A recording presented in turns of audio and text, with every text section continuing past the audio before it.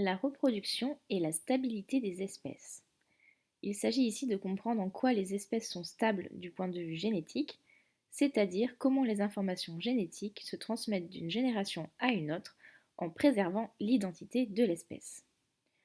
Tout d'abord, il faut savoir qu'une espèce est définie par son caryotype, donc nous allons commencer par définir dans un premier temps le caryotype.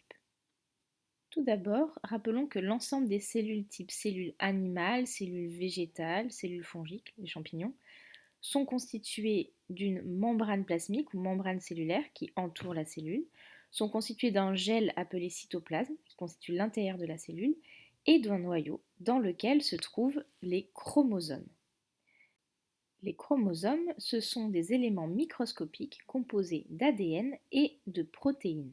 Ce sont les chromosomes qui portent l'information génétique et ils sont visibles uniquement lors de la division des cellules. Nous voyons ici l'ADN qui constitue les chromosomes, les protéines, ce sont les petites boules grises ici, et l'information génétique donc, qui est à l'intérieur de l'ADN. L'information génétique, c'est en fait l'ensemble des consignes qui permet la mise en place des caractères. Elle est écrite ici de façon codée, comme vous pouvez le voir dans l'ADN, et elle permet par exemple de mettre en place la couleur des yeux, la couleur de la peau, la forme du nez, la texture des cheveux, etc. Un chromosome peut se présenter avec deux brins. C'est ce que nous avons en haut à gauche sur le schéma et sur la petite photo. Ou avec un seul brin, c'est ce que nous avons en bas à gauche. En haut à droite, nous avons donc deux chromosomes. Il s'agit ici d'une paire, donc deux chromosomes à deux brins. Et en bas à droite, nous avons une paire de chromosomes à un seul brin. Voici ici quelques exemples. Nous avons sur la première image trois chromosomes à deux brins et pas de paire. Ils sont tous de différentes tailles. Sur la deuxième image, nous avons 4 chromosomes à deux brins et deux paires. Sur la troisième image, nous avons 6 chromosomes à un seul brin qui constituent 3 paires. Et enfin, sur la dernière image, nous avons 4 chromosomes de différentes tailles à un seul brin. Il n'y a donc aucune paire. À présent, nous pouvons voir ce qu'est un karyotype. Donc un karyotype, c'est la présentation de l'ensemble des chromosomes qui vont être classés par paire et par taille. Ici, nous avons l'exemple d'un karyotype. Donc nous avons des chromosomes qui sont constitués de deux brins ou deux chromatides. Chaque chromosome possède deux brins sur cette photo. Les paires de chromosomes sont organisées donc de la plus grande à la plus petite et en bas à droite, nous avons la paire de chromosomes sexuels. Il peut s'agir de deux chromosomes X ou alors d'un chromosome X et d'un chromosome Y. Les numéros des paires sont indiqués en dessous des chromosomes. Et je rappelle que les chromosomes sont constitués d'ADN. Pour analyser correctement un karyotype, on regarde donc le nombre de paires. Ici, nous en avons 22 plus la paire de chromosomes sexuels, ça fait bien 23. On vérifie le nombre de chromosomes par paire, parce que des fois il y a des anomalies. Parfois on a un chromosome en trop ou un chromosome en moins. Et une fois qu'on a fait ça, on regarde les chromosomes sexuels. Et ici on s'aperçoit donc qu'il y a deux chromosomes X. Il s'agit donc d'une femme. Ce karyotype est donc typique de l'espèce humaine et chaque espèce possède son karyotype spécifique.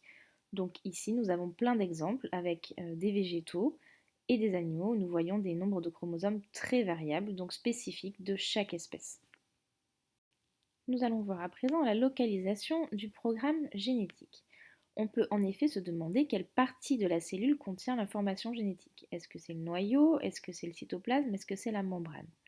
En fait, tous les êtres vivants sont constitués de cellules, et ces cellules proviennent de la cellule œuf ou zygote, qui se forme lors de la reproduction sexuée grâce à la fusion de deux gamètes, le spermatozoïde et l'ovule. C'est dans le noyau de la cellule œuf, puis dans tous les noyaux de toutes les cellules que se trouve l'information génétique. En effet, nous avons vu tout à l'heure que l'information génétique se trouvait dans les chromosomes, et les chromosomes, rappelons-le, sont dans le noyau. Et plus précisément, dans les chromosomes, c'est l'ADN qui est le support de l'information génétique. Alors l'ADN, c'est quoi? C'est de l'acide désoxyribonucléique. C'est en fait une molécule biologique qui est commune à tous les êtres vivants et qui constitue la majeure partie des chromosomes. C'est l'ADN qui porte toute l'information génétique de chaque individu. Alors, est-ce que les informations contenues dans l'ADN sont du coup comprises par tous les êtres vivants? Alors pour cela, il y a des expériences qui ont été faites qui s'appellent des expériences de transgénèse, c'est-à-dire que l'on va transférer un fragment d'ADN d'un être vivant à un autre.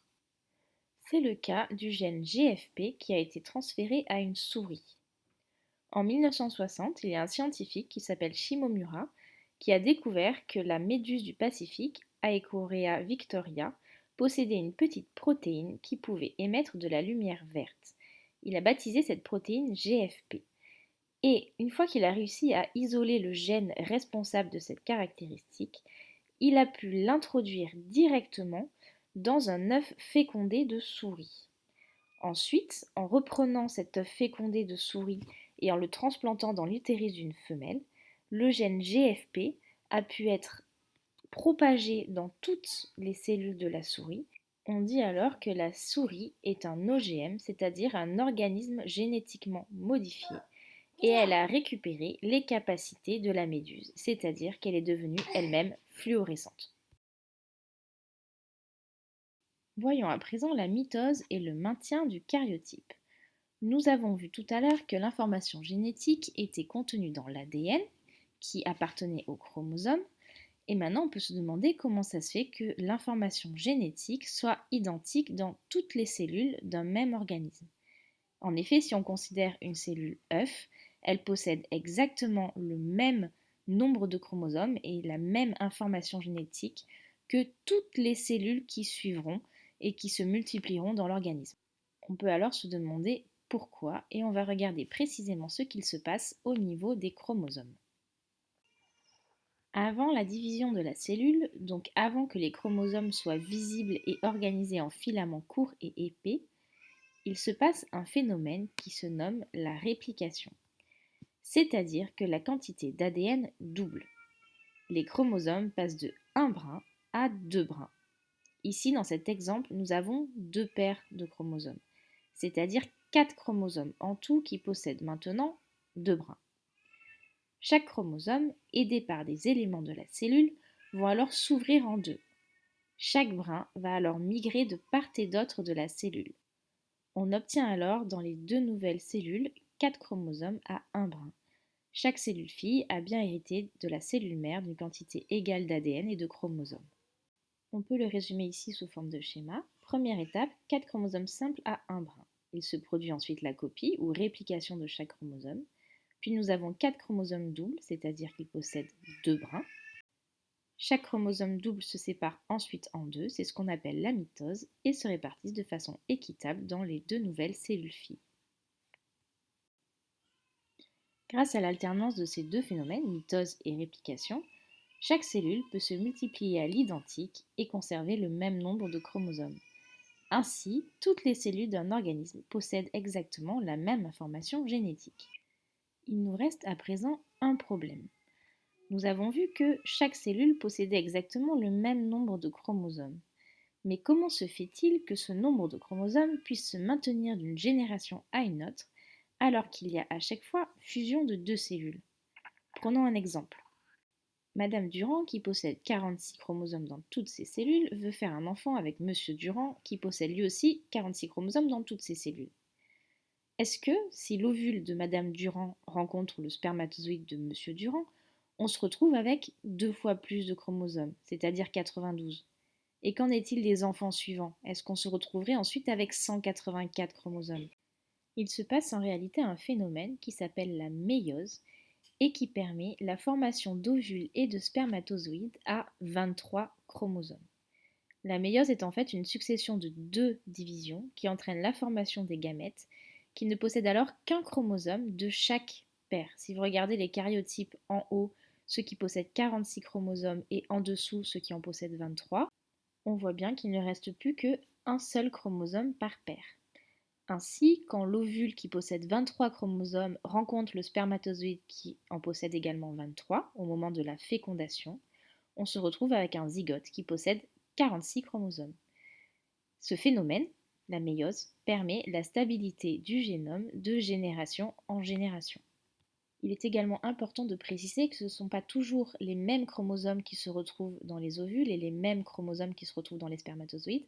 Ainsi, chaque ovule et chaque spermatozoïde est différent, ce qui fait une grande diversité génétique et c'est ce qui explique par exemple que si Madame Durand et Monsieur Durand font plusieurs enfants, eh bien les enfants ne seront pas identiques, sauf évidemment dans le cas de vrais jumeaux.